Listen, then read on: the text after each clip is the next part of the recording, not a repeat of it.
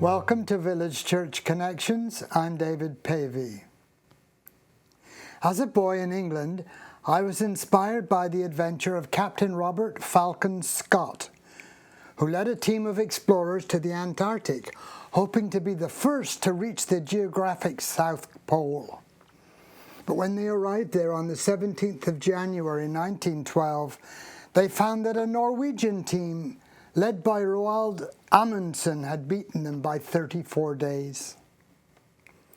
On the 895-mile return journey from the pole, 150 miles from their base camp and 11 miles from the next food depot, Scott and his companions died from a combination of exhaustion, starvation, and extreme cold. In 1914, 2 years later, another British explorer, Sir Ernest Shackleton, led a team hoping to be the first to make the cross-Antarctica trek via the pole on foot. Before even making landfall, however, their ship, the Endurance, captained by the New Zealander Frank Worsley, became trapped in the ice for 10 months before it eventually sank. Miraculously, all the team survived for over 400 days, eventually managing to sail 3 lifeboats to Elephant Island. From there, Frank Worsley, with Shackleton and 4 others, sailed the 22-foot lifeboat some 800 miles across the stormy South Atlantic Ocean, eventually arriving at South Georgia. Shackleton and Worsley then battled through snow and ice across mountainous South Georgia in a 36-hour struggle to fetch help from Stromness, the whaling station there. This enabled them to return to Elephant Island aboard a Chilean ship to rescue the remaining members of the expedition, all of whom survived. Inspired by the example of his distant relative Frank Worsley and Ernest Shackleton, in November 2015, just last year, British explorer Henry Worsley attempted to complete Shackleton's aborted journey by making the first unassisted solo crossing of Antarctica from coast via the pole on foot to the other coast while pulling a sled containing food for 80 days and a tent with equipment.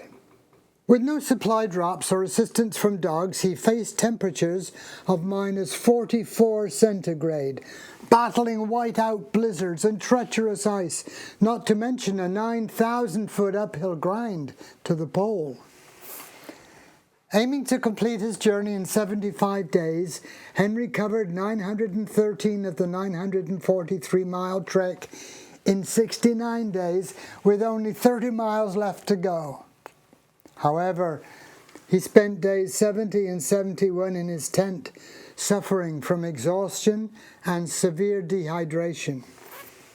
Finally, he radioed for help, reporting, "The 71 days alone on the Antarctic, with over 900 statute miles covered and a gradual grinding down of my physical endurance, finally took its toll today. And it is with sadness that I report it is journey's end, so close to my goal." Worsley was then airlifted to Punta Arenas in Chile, where on the 24th of January 2016, he died of complete organ failure following surgery for peritonitis. He was 55 years old. Now, what caught my attention was the headline in USA Today. "Explorer dies 30 miles short of Antarctic feat."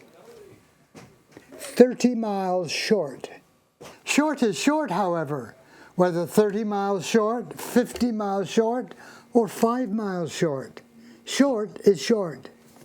The Apostle Paul claimed that we all fall short in another sense. We all fall short of God's glorious standard, he observed, because everyone has sinned.